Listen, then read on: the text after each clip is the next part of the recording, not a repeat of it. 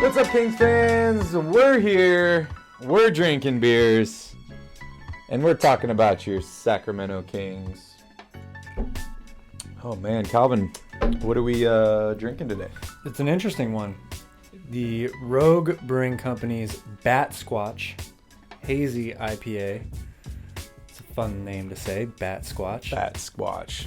It's got a ton of different flavors. It feels like you're talking to 6 people at the same time. They're known for kind of breaking the mold and trying different things, and this is definitely it. Very true. I want to thank you all for returning to another podcast on Royal Rebounds TV.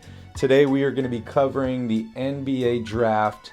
Next Thursday, July 29th, we will be going live and giving away this autographed Marvin Bagley basketball during our live coverage on YouTube of the NBA Draft. We're going to be going over the top 10 picks, following the Sacramento Kings, and seeing what they can do to help improve this roster. That's right. 1 week away. It's getting exciting. You want to tell everybody what it takes to win this ball? It's pretty simple. We've been doing this for a number of weeks now, so I think most of you know the drill at this point. But if you're new to the game, we need 3 things. You need to, of course, subscribe to our channel.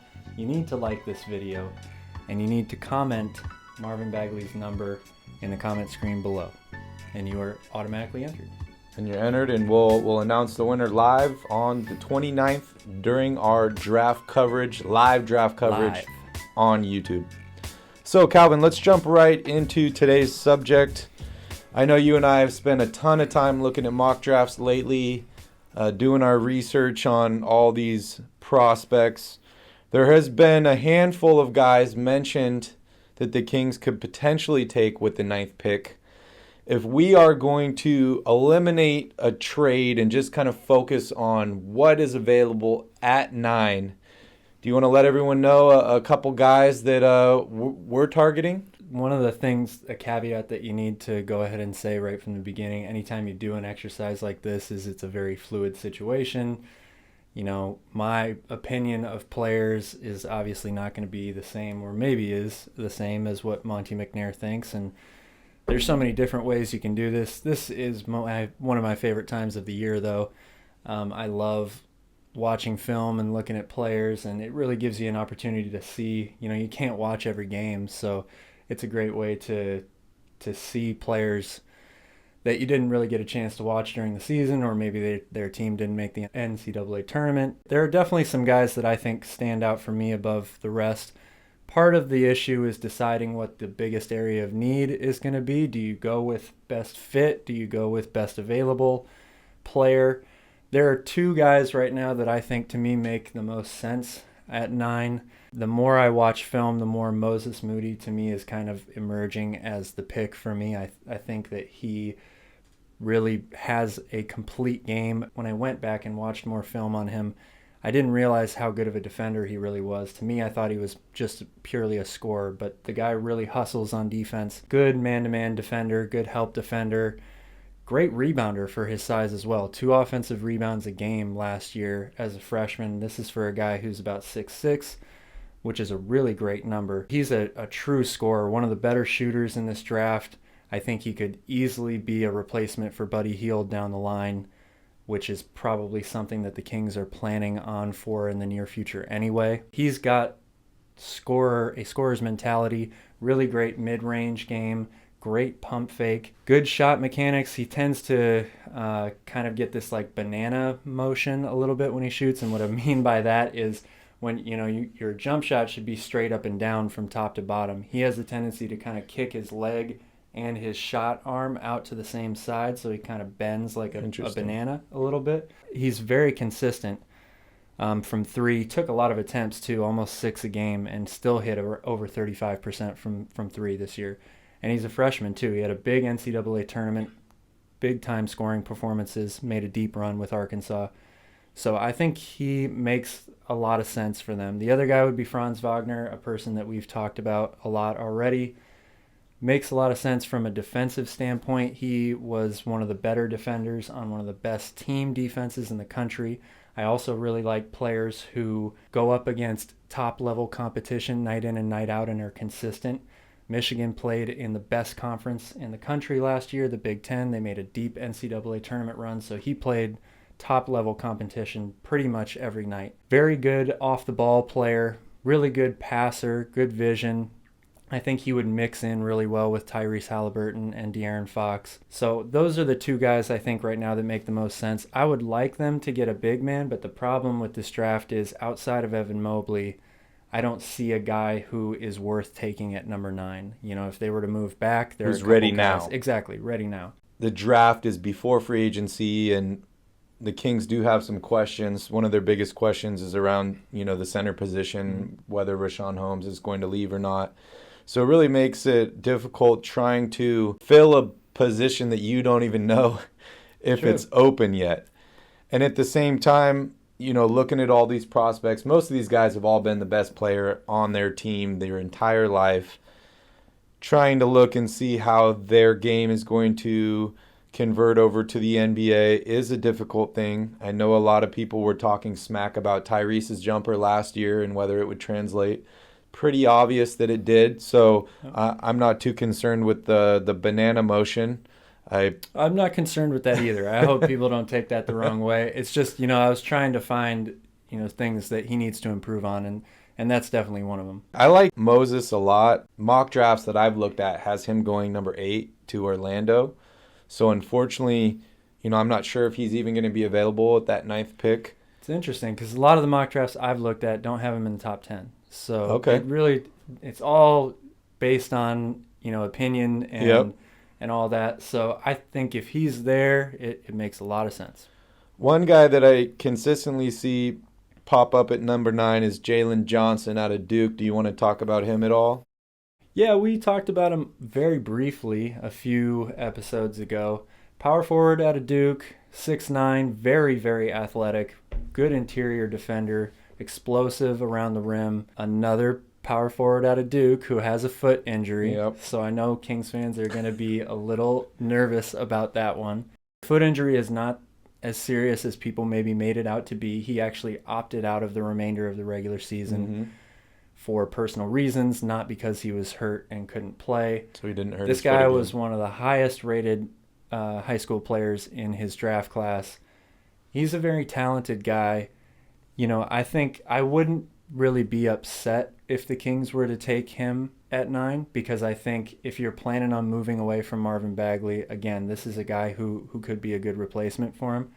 But I would be a little disappointed if both Wagner and Moody were still available and they took Johnson, because you do still have another year with Bagley. I know things look really bad right now, but there is still a chance that you could somehow salvage that relationship. And I think if you already have a guy like Bagley who has the potential that we've talked about, adding another piece around him is better than trying to addition by subtraction. We saw the Duke connection between Harry Giles and Marvin Bagley when they played on the floor together. So I guess if they were to take a guy like Johnson, maybe they would have him and Marvin play 4 and 5 respectively. You could. Johnson is 6'9", so it would be a smaller lineup, and they would definitely have to play fast. But Johnson is a good interior defender. Bagley has his struggles in there, so it would be an interesting move. But it's one of those things that we talked about last week, in that you might be handcuffed into a decision like that anyway if Richaun Holmes chooses to sign elsewhere. And it could be an insurance policy for both Richaun Holmes and Marvin Bagley if he's able to kind of slide in there. I know he's a little bit smaller, so we probably don't want him playing center. But if you lose Richaun and Marvin stays, maybe that could work out. You still have guys like Damian Jones. I think I'm not sure about making him the full-time starter next year. I think he still needs a little bit of work, but you still have pieces like that around to help. So, do you want to talk about the senior out of Gonzaga? Well, I know you're pretty high on him, Corey Kispert. He is probably the best shooter in this draft. Played for one of the best, if not the best, programs in the country the past 5-10 years. There's no secret around that. One of the knocks against Gonzaga is they don't play a high-level schedule throughout the year, but I think they proved themselves this year in the tournament. They made it all the way to the championship game and lost to a great team. So, and this guy is a senior. He's got a lot of experience and a great shooter. So there's never any reason to not want to add more shooting. That's what the NBA is built around right now. You have to always have lethal shooters. So that would be a strong pick. I think 9 is too high for him personally, because I think that there are going to be other players like the ones we've already mentioned who are still there that I would rather have than him. But shooting is, you can never have too much shooting. So yeah, especially if you're potentially going to be moving on from a guy like Buddy Hield, who is your best shooter. And the Kings have been pretty adamant over the last week. It seems like they're either going to trade the pick or look to add talent that's ready to win now. And I like that. I like a senior coming out of a good program who can shoot well. He's not going to be a superstar, but his game, I think, would easily translate into the NBA. He'd be ready to compete and to provide help immediately. But I think you're right. 9 might be a little bit too high. So I'd be more interested in him if the Kings were able to move a few spots back, maybe pick up a future pick or another veteran, maybe a backup center or somebody to help out. Anybody else that you'd like to mention? Kai Jones has been mentioned a lot lately regarding Sacramento. We've both said our piece on how we feel about him. I like Kai Jones. 9's too high.